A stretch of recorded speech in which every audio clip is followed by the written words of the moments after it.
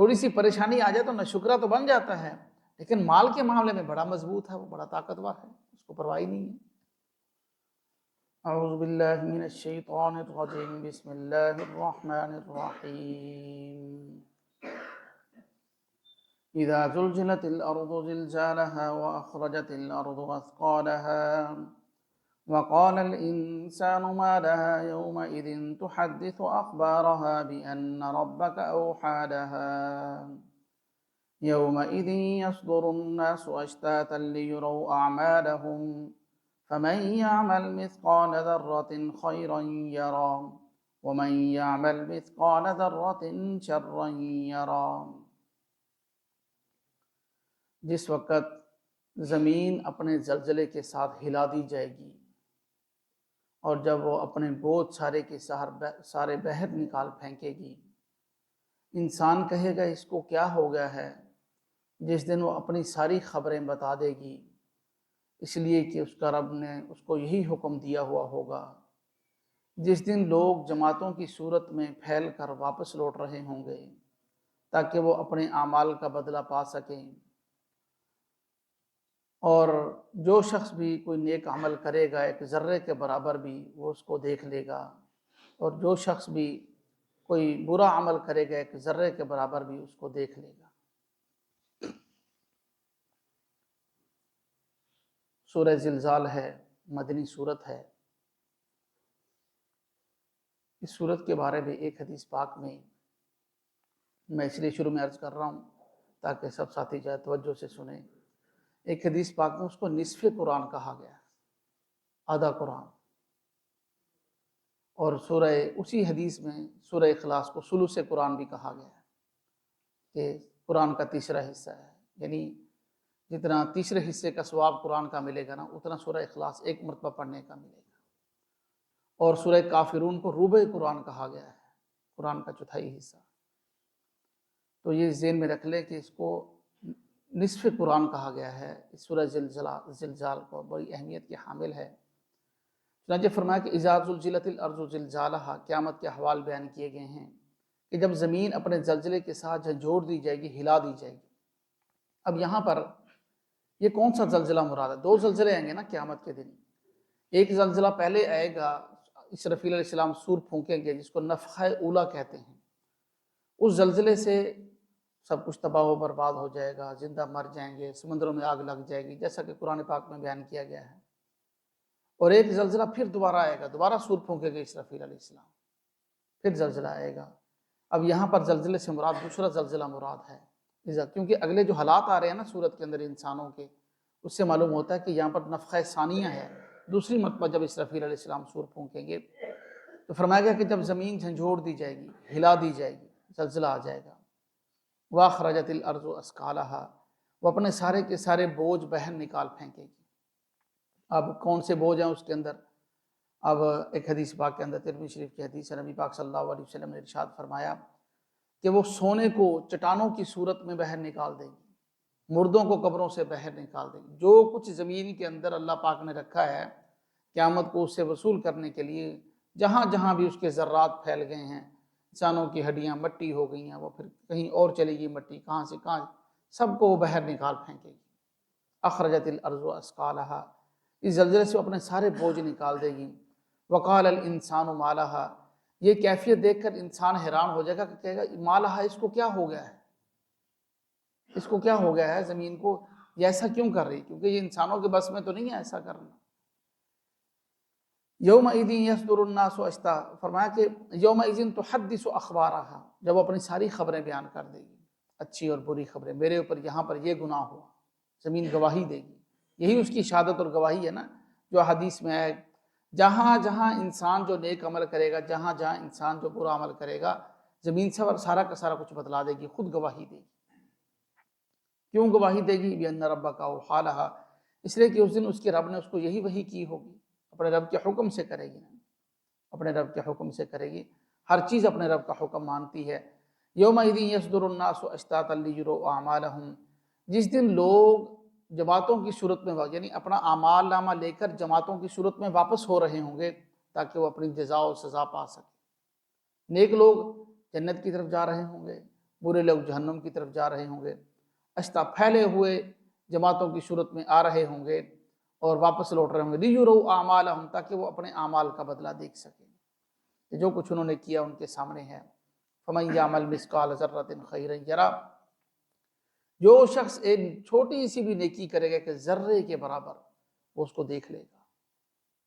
چھوٹی سی بھی نیکی کی ہو، اس لیے کہا جاتا ہے نیکی چاہے مشکل ہو چاہے آسان، اس کو چھوڑا نہ جائے، جب موقع ملے تو اس کو کر گزرے آدمی، کل کے حالات کا نہیں پتہ، اس لیے جو اللہ پاک نے اس کو وقت غنیمت دیا ہے، جوانی، حدیث پاک میں نا اغتنم خمسن قبل خمسن، 5 چیزوں کو 5 چیزوں سے پہلے غنیمت سمجھو، شباب قبل حرمی کا، جوانی بڑھاپے سے پہلے جوانی کو غنیمت سمجھو، فراغ قبل شغلی کا، اپنی فرصت کو مصروف ہونے سے پہلے غنیمت سمجھو، صحت کا قبل سقمی کا، اپنی صحت کو بیماری سے پہلے غنیمت سمجھو، کل کو بیمار ہو جائے انسان، گھٹنے جواب دے جائیں اور پھر جو ہے وہ اللہ پاک اس طرح سے راضی نہ کر سکے، اس طرح سے عبادت نہ کر سکے، اس کو غنیمت سمجھو جو آج اللہ پاک نے صحت دے رکھی ہے۔ اور غنا کا قبل فقر کا، فقیری آنے سے پہلے محتاجی آنے سے پہلے اپنی مالداری کو غنیمت سمجھو، حیات کا قبل موت کا، 5ویں چیز حدیث پاک میں آپ صلی اللہ علیہ وسلم نے فرمائی کہ اپنی زندگی کو موت سے پہلے غنیمت سمجھو۔ تو اس لیے کوئی بھی نیکی اس کو چھوڑنا نہیں چاہیے۔ اس پر ایک اور حدیث بھی عرض کرتے ہیں، دوسری آخری آیت پڑھ لیں، وَمَن يَعْمَلْ مِثْقَالَ ذَرَّةٍ شَرًّا يَرَهُ، کہ جو شخص کوئی بھی برا عمل کرے گا وہ اس کو دیکھ لے گا، اس کی سزا و جزا پائے گا، چھوٹا سے چھوٹا برا عمل ایک ذرے کے برابر بھی ہو اس کو بھی وہ دیکھ لے گا۔ اب چونکہ پہلے ہے نا لیُرَوْا اعمالہم، تاکہ وہ اعمال دیکھ لیں اپنے، پھر اللہ نے فرمایا کہ سارے اعمال ان کے سامنے ہوں گے ہر بندے۔ اب یہاں پر اعمال سے مراد کون سے اعمال ہیں؟ وہ اعمال ہیں جن کی توبہ نہیں کی، جن کی توبہ نہیں کی۔ اللہ پاک جو ہے نا بڑے غیرت مند ہیں، بڑے بے نیاز ہیں، جس کی انسان توبہ کر لیتا اللہ وہ قیامت کے دن بندے کے سامنے نہیں لائیں گے، بندے کے سامنے نہیں لائیں گے۔ توبہ ضرور قبول فرماتے ہیں، اللہ ضرور قبول فرماتے ہیں، ہاں جس گناہ سے توبہ نہیں کی۔ اب یہاں پر وہ حدیث ہے، اما عائشہ صدیقہ رضی اللہ تعالی عنہا کو نبی پاک صلی اللہ علیہ وسلم نے ارشاد فرمایا، عائشہ کسی چھوٹے سے چھوٹے گناہ کو بھی چھوٹا سمجھ کر نہ کرنا، چھوٹا سمجھ کر نہ کرنا، اس سے بچتے رہنا، بالکل چھوٹا سمجھ کر نہ کرنا اس کو، کیونکہ قیامت کے دن ذرے کے برابر بھی کوئی گناہ ہوگا تو وہ سامنے آ جائے گا۔ یہ میں اس لیے زور دے کر یہ بات عرض کر رہا ہوں، عموماً بہت سے گناہ ہمارے ہاں چھوٹے سمجھ کر خیر ہے، چھوٹے موٹی غلطیاں ہوتی رہتی ہیں، اللہ بڑا غفور و رحیم ہے۔ ایک بات ذہن میں رکھ لیں، مسئلہ ہے، یہ شرعی مسئلہ ہے کہ صغیرہ گناہ اصرار کی وجہ سے کبیرہ بن جاتا ہے۔ کبیرہ تو کبیرہ ہے ہی، بہت سے صغیرہ گناہ بھی ایسے ہیں کہ جن کو بندہ بار بار کرتا رہے نا، اس پر اصرار کرے تو وہ بھی کبیرہ بن جاتا ہے، جب انسان اس کی عادت بنا لیتا ہے، بڑا بن جاتا ہے۔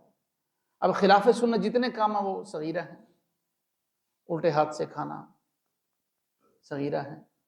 اب یہ ایسا نہیں ہے خلاف سنت ہے، بس نبی پاک صلی اللہ علیہ وسلم کی سنت کے خلاف ہے، کہتے ہیں یہ تو سنت ہی ہے نا، کیا ہوا؟ سنت مطلب ہے کہ سنت کو کچھ سمجھتے ہی نہیں ہے ہی سب کچھ سنت، سیدھی سی بات ہے ہی سنت، سنت کے حد سے ہٹ کر کوئی عمل بھی کرے تو وہ تو قابل قبول ہی نہیں ہے اللہ کی بارگاہ میں، ہے ہی سب کچھ سنت۔ تو اس لیے خاص طور پر ہم یہ ذہن میں رکھ لیں کہ کسی گناہ کو چھوٹا سمجھ کر نہ کریں، اور اگر ہو جائے تو فوراً توبہ، فوراً توبہ۔ کوشش تو یہ کی جائے کہ رات کو سونے سے پہلے اللہ پاک سے معافی مانگے، یا اللہ صغیرہ کبیرہ جو گناہ جتنے ہوئے نا آج جانے انجانے میں، کوئی انسان کو یاد بھی نہیں ہوتے، باتوں باتوں میں منہ سے ایسا لفظ نکل گیا جو ہمیں نہیں پتہ، تو انسان سب گناہ، یا اللہ جو مجھے معلوم ہے وہ بھی جو مجھے معلوم نہیں ہے سب مجھے معاف فرما۔ انسان توبہ کر کے رات کو سوئے، اور جس وقت بھی، رات کو ضروری نہیں ہے کسی کو رات نصیب ہی نہیں ہوتی، جس وقت بھی موقع ملے دل ہی دل میں اللہ پاک سے توبہ کر لے۔ اس کے لیے یہ نہیں کہ باوضو ہو، ہاتھ اٹھائے 2 رکعت پڑھے، جیسے بھی 2 ندامت کے آنسو انسان کی آنکھوں میں آ جائیں، چلتے پھرتے دل ہی دل میں، اللہ تو دلوں کی باتوں کو بھی جانتے ہیں۔ اگلی صورت ہے سورۃ العادیات، مکی ہے، والعادیات ضبحا فالموریات قدحا، قسم ہے ان گھوڑوں کی جو دوڑنے والے ہیں، سخت دوڑنے والے ہیں، فالموریات قدحا، اور جو اپنے سموں سے آگ نکالنے والے ہیں۔ سم ہوتا نا گھوڑے کا، نیچے لوہا لگا ہوا ہوتا ہے، وہ جب پتھر کے اوپر دوڑتے ہیں تو نیچے سے چنگاریاں نکلتی ہیں، آگ اڑتی ہے۔ فالمغیرات صبحا، جو صبح کے وقت حملہ کرنے والے ہیں، چھاپا مارنا، شب خون مارنا جس کو کہتے ہیں، صبح کے وقت دشمن کے اوپر حملہ کرنے والے ہیں، فَأَثَرْنَ بِهِ نَقْعًا، اور جو غبار اڑانے والے ہیں، فَوَسَطْنَ بِهِ جَمْعًا، اور جو دشمنوں کی جماعت میں گھس جانے والے ہیں۔ یہ قسمیں کھائی ہیں اللہ پاک نے گھوڑوں کی۔ تو یہ غیر اللہ کی قسم صرف اللہ کے لیے کھانا جائز ہے، بندوں کے لیے غیر اللہ کی قسم کھانا جائز نہیں ہے۔ ایک بات ذہن میں رکھ لیں، پورے قرآن میں اللہ نے جا بجا قسمیں کھائی ہیں غیر اللہ کی۔ اللہ تو اللہ ہے، وہ کچھ بھی کر سکتے ہیں، قسمیں اللہ پاک نے کھائی ہیں۔ اب اس قسم کو آگے جو جواب قسم آ رہا تھا اس کے ساتھ مناسبت ہوتی ہے۔ اب آگے جواب قسم ہے، یہ میں نے پڑھا نا، گھوڑوں کی قسمیں اللہ پاک نے کھائیں، اور کھانے کے بعد اب جواب قسم، ان الانسان لربہ لکنود، بے شک انسان اپنے رب کا ناشکرا ہے۔ یہ جواب ہے، اتنی قسمیں کھانے کے بعد اللہ پاک فرمان انسان اپنے رب کا ناشکرا ہے۔ یہ جواب قسم ہے جو اس سورت کا جو ہے وہ دل ہے، اس کو کہہ لیں، جو مقصود ہے۔ اب ان کو مناسبت کیا ہے؟ مناسبت یہ ہے کہ جیسے گھوڑے جو ہے نا، گھوڑے کو نہ ہی انسان نے پیدا کیا ہے، اور نہ ہی گھوڑے کو جو ہے انسان کو روزی دیتا ہے۔ صرف جو اللہ نے روزی اس کے لیے بنائی ہے، چارہ بنایا ہے، دانہ اس کے لیے بنایا ہے، انسان اس کو اس تک پہنچاتا ہے، بس ایک ذریعہ ہے۔ تو گھوڑا اس پر اتنی شکر بجا لاتا ہے، اس پر اتنی فرما برداری کرتا ہے کہ اپنی جان کی پرواہ نہیں کرتا۔ اس کو پتہ ہے کہ سامنے تیر لے کر کھڑے ہوئے ہیں، گولیاں لے کے کھڑے ہیں، میری آنکھوں میں گھس سکتی ہیں، میرا جسم کٹ سکتا ہے، میرے پاؤں کٹ سکتے ہیں، میری گردن کٹ سکتی ہے، لیکن اپنا مالک جو اس کے لیے چارے کا ذریعہ بنا ہے، اس کے حکم پر وہ صبح نہیں دیکھتا، رات نہیں دیکھتا، وہ غبار اڑاتا ہے، وہ گھس جاتا ہے دشمن کی جماعتوں میں، سب کچھ کرتا ہے، حکم لہو لہان اور زخمی ہو جاتا ہے، خود پرواہ نہیں کرتا۔ تو انسان کو یہ سمجھایا جا رہا ہے، انسان تجھے تو تیرے رب نے پیدا کیا ہے، تو اس کا ناشکر ہے۔ ان الانسان لربہ لکنود، انسان اپنے رب کا ناشکرا ہے۔ اب یہ کنود کا لفظ ہے نا، اپنے رب کا ناشکرا، کنود کس کو کہتے ہیں؟ لکنود، ناشکرا ہونا۔ حسن بصری رحمۃ اللہ علیہ مفسر قرآن ہیں، محدث ہیں، وہ فرماتے ہیں لکنود کہتے ہیں ناشکرے ہونے کا مطلب یہ ہے کہ جو مصیبتوں کو یاد رکھے اور نعمتوں کو بھول جائے۔ یہ ہم سب کی عادت ہے، مصیبتیں آ جانا، ہاں میرے اوپر یہ ہوا۔ جہاں کسی کو اپنی سٹوری سنانے بیٹھیں گے نا، اپنے ساری زندگی کے جو بیڈ قسم کے معاملات ہیں، جو مطلب ہے کہ انسان کو پسند نہیں ہے، وہ بیان کرتے ہیں، میں نے یہ کیا، میرے ساتھ یہ ہوا، میرے ساتھ یہ ہوا۔ نعمتیں کبھی نہیں گنواتے، میرے اوپر اللہ کا یہ کرم ہوا، اللہ کا یہ احسان ہوا، یہ کرم۔ نعمتوں کو بھول جائے اور مصیبتوں کو یاد رکھے، یہ مطلب ہے ناشکرے کا۔ ابو بکر واسطی رحمۃ اللہ علیہ بہت بڑے مفسر ہیں، گزرے ہیں، وہ فرماتے ہیں کہ کنود ناشکرے ہونے کا مطلب یہ ہے اللہ کی نعمتوں کو معصیتوں میں لگائے، اس کی نافرمانیوں میں لگائے۔ اللہ نے نعمت دی ہے، مال دیا ہے، اس کے ذریعے اللہ کی نافرمانی کر رہا ہے، اس مال کے ذریعے زنا کر رہا ہے، اس مال کے ذریعے شراب پی رہا ہے، اس مال کے ذریعے لوگوں کے اوپر اپنا جو دھاک بٹھا رہا ہے، شہرت حاصل کرنے کے لیے لوگوں کو روند رہا ہے، اظہار ثانی کر رہا ہے۔ اور صحت دی ہے، اس صحت کو اللہ کی نافرمانیوں میں لگا رہا ہے۔ نعمتوں کو گناہوں میں لگانا، یہ ناشکری ہے۔ ابو بکر واسطی رحمۃ اللہ علیہ، امام ترمذی رحمۃ اللہ علیہ نے بھی اس کی ایک تفسیر کی ہے لکنود کی۔ وہ فرماتے ہیں کہ نعمتوں کا مطلب یہ ہے ناشکرہ ہونے کا، لکنود کا مطلب یہ ہے کہ نعمت میں ایسا مگن ہو جانا کہ منعم کو بھول جانا، یہ مطلب ہے ناشکری۔ نعمتوں میں ایسا، اس میں تو ہر بندہ ہی، چاہے دیندار ہیں، ہم سب لوگ نمازی ہیں، جو نماز کے لیے نہیں ہے، ہم سبھی لوگ اس کے اندر تقریباً پھنسے ہوئے ہیں۔ نعمتوں میں ایسے مصروف ہو جاتے ہیں کہ منعم کو بھول جاتے ہیں۔ جب بھی کوئی نعمت ہو، منعم اللہ پاک کو نہیں بھولنا، ہمیشہ اس کا شکر ادا کرنا ہے۔ یہ اس کی 2-3 تفسیریں آگے ہمارے سامنے۔ فرمایا کہ وَإِنَّهُ عَلَىٰ ذَلِكَ لَشَهِيدٌ، بے شک وہ رب اس پر گواہ ہے، اس کو دیکھ رہا ہے۔ اور وَإِنَّهُ لِحُبِّ، یا یہ انسان کی طرف ضمیر لوٹ رہی ہے کہ انسان إِنَّهُ عَلَىٰ ذَلِكَ لَشَهِيدٌ، اس پر گواہ ہے، اس کو پتہ بھی ہے کہ میں ناشکرا ہوں۔ انسان کو کبھی نہ کبھی احساس ضرور ہوتا ہے کہ میں اللہ پاک کی نعمتوں کی قدردانی نہیں کر رہا۔ وَإِنَّهُ لِحُبِّ الْخَيْرِ لَشَدِيدٌ، اور وہ مال کی نعمت میں بڑا مضبوط ہے۔ تھوڑی سی پریشانی آ جائے تو ناشکرا تو بن جاتا ہے، لیکن مال کے معاملے میں بڑا مضبوط ہے، وہ بڑا طاقتور ہے، اس کو پرواہ نہیں ہے مال حاصل کرنے کے لیے۔ وَإِنَّهُ، خیر کا لفظ مال کے لیے استعمال کیا، اس لیے کہ عرب کے محاورہ میں بھی اس کو خیر، مال کو خیر کہا جاتا تھا، انہی کی زبان میں اللہ نے ان سے بات کی ہے۔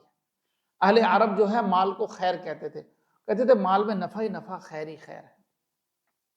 تو اس لیے کہا گیا کہ مال کے اندر جو ہے نا یہ بڑا مضبوط ہے، مال کو حاصل کرنے کے اندر یہ کمی کوتاہی نہیں کرتا. اب آگے تو بس اخیر ہے ترجمہ ہی اگلی آیت کا. یہاں پر ایک بات مفسرین نے جو لکھی ہے وہ یہ بات ہے کہ حالانکہ مال کو کمانے کا تو اللہ نے خود حکم دیا ہے، اور اتنا مال جو ضرورت کے مطابق ہو ہمارے لیے وہ تو کمانا فرض قرار دیا ہے.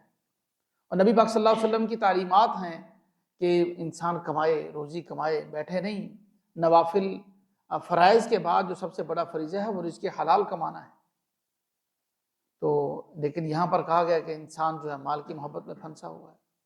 تو یہ بات ذہن میں رکھ لیں، یہ وہی بات جو پہلے گزر چکی. یہاں پر وہ مال ہے جو انسان کو اس کے رب سے غافل کر دے، وہ مال ہے اس میں انسان پھنسا ہوا ہے، یہ مراد ہے جو اللہ سے اس کو غافل کر دے. اب ایسا ممکن ہے کہ انسان مال کو استعمال بھی کرے اور اس کے ساتھ ساتھ جو ہے اپنے رب کو بھی یاد رکھے، بالکل ممکن ہے. اب اس کی مثال جو ہے نا مفسرین نے یہ دی ہے، امام غزالی رحمۃ اللہ علیہ نے. انسان جو ہے نا پیشاب پخانہ کرتا ہے، صبح بھی جاتا ہے، شام کو بھی جاتا ہے، دن کو بھی جاتا ہے، لیکن پابندی سے جاتا ہے. جب سے پیدا ہوا اس وقت سے یہ کام کر رہا ہے. لیکن کبھی انسان نے پیشاب پخانے سے محبت کی؟ نہیں کی. کون محبت کرتا ہے؟ اس کو بہا دیا جاتا ہے، اس کی بدبو بھی پسند نہیں ہوتی. تو یہی ہے، مال کو استعمال کیا جائے، صبح کیا جائے، شام کیا جائے، ہر وقت کیا جائے، لیکن اس سے محبت نہ کیجیے. جو چیزیں انسان کو، بندے کو اللہ سے دور کرنے والی ہیں نا، ان میں سے نفس ہے، شیطان ہے، ایک ان میں سے مال بھی ہے جو بندے اور اللہ کے درمیان حائل ہے، دیوار بن کر کھڑا ہو جاتا ہے، بندے کو اپنے رب کے قریب نہیں آنے دیتا. اس کی اور مثال لے لیں، چلو یہ مثال ہو سکتا ہے کچھ طبیعتوں پر ناگوار گزرے، پیشاب پخانے کی مثال کیا دے دی. ایک اور مثال بھی مفسرین نے اس کی دی ہے کہ ایک دوائی ہے، کوئی مریض ہے نا دوائی کو کھا رہا ہوتا ہے، اب وہ چاہ نہیں رہا ہوتا، اب اس کو محبت نہیں ہوتی دوائی سے، اس کو وہ دوائی پسند نہیں ہوتی، لیکن اس کے باوجود بڑی پابندی سے اس کو استعمال کر رہا ہوتا. نفرت بھی ہوتی ہے، بدبو بھی آ رہی ہے، منہ بھی کڑوا ہو رہا ہے، سب کچھ ہے. اس کو پتہ بھی ہے کہ اس دوائی کے میرے اوپر نقصانات ہیں، دوائی کھا رہا ہوں، دوائی کی وجہ سے میرا معدہ خراب ہو گیا ہے، ڈاکٹر کہہ رہے ہیں گردے خراب ہو رہے ہیں، سب کچھ ہے، جگر کو مسئلہ بن گیا ہے، ہیٹ کی وجہ سے دوائی بڑی گرم ہے، فلاں ہے فلاں ہے، لیکن اس کو کھا رہا ہے. بالکل ایسے ہی مال کو سمجھا جائے کہ یہ مجبوری ہے، مجبوری میں اس کو کمانا ہے، سنبھالنا بھی ہے، اس کی حفاظت بھی کرنی ہے، سب کچھ کرنا ہے، لیکن دل اس کے ساتھ نہیں لگانا، دل اللہ کے ساتھ لگانا ہے، یہ مقصود ہے. یہ بات ذہن میں رکھ لیں. جب تک کشتی پانی کے اوپر تیرتی ہے نا تو وہ محفوظ رہتی ہے، کیونکہ پانی اس کے نیچے ہے، اس کے اندر نہیں ہے، اوپر نہیں ہے پانی اس کے. اسی طرح ہم نے مال کو نیچے رکھنا ہے، دل سے باہر رکھنا ہے مال کو، اور پھر جب وہ پانی کشتی کے اندر آتا ہے تو کشتی ڈوب جاتی ہے اور غرق ہو جاتی ہے. بالکل ایسے ہی ہے، جب وہ مال کی محبت دل کے اندر آ گئی نا تو بس پھر ڈوب گیا دل، پھر اس میں اللہ نہیں آ سکتا، اللہ کی محبت نہیں آ سکتی. اللہ تو بڑے پاک ہیں اور پاک جگہ پر آتے ہیں، پاک جگہ پر آتے ہیں. اور فرمایا افلا یعلم اذا بعثر ما فی، آخرت کی طرف اللہ پاک نے توجہ دی رہی ہے. آخری آیات کا ترجمہ ہے، کیا انسان یہ جانتا نہیں ہے کہ جب قبریں اکھاڑ دی جائیں گی، قیامت کے دن جب قبریں اکھاڑ کر انسان کو نکال دیا جائے گا، وحصل ما فی الصدور، اور زہر کر دیے جائیں گے جو سینوں کے اندر راز ہیں. دنیا کے اندر تو بڑے راز ہم جو ہے لیے پھرتے ہیں، چھپائے پھرتے ہیں، گناہوں کو اس دن زہر کر دیے جائیں گے. ان ربہم بہم یومئذ لخبیر، بے شک ان کا رب ان کے ساتھ اس دن باخبر ہوگا، ہر چیز کی خبر اللہ پاک کو ہے، اور اللہ پاک سب ان کو بتلا دیں گے. اور اس دن کی خبر اللہ پاک کو ابھی سے ہے کہ کس بندے کی کیا حالت ہوگی اس دن، کون نفسا نفسی میں ہوگا، کون سکون کے اندر ہوگا. تو اس لیے بھائی پچھلی زندگی سے ہم توبہ کریں، اور جو اب تک ہوا اس سے توبہ کریں، اپنے رب کی شکر اور قدر، جس کو جتنی زیادہ نعمتیں دی ہیں اس کا اتنا زیادہ شکر بنتا ہے. اور ہر بندہ نعمتوں میں گرا ہے، سر کے بالوں سے لے کر پاؤں کے ناخن تک ہم سب لوگ جو ہیں وہ نعمتوں کے اندر گرے ہوئے ہیں. ہر وقت اللہ پاک کے دل عجز و نیاز سے اللہ کے سامنے جھکا رہے، اور ہم ہر وقت اس کے حکم کی بجاوری کریں، اس کا حکم بجا لیں. اللہ پاک ہمیں عمل کی توفیق نصیب فرمائے.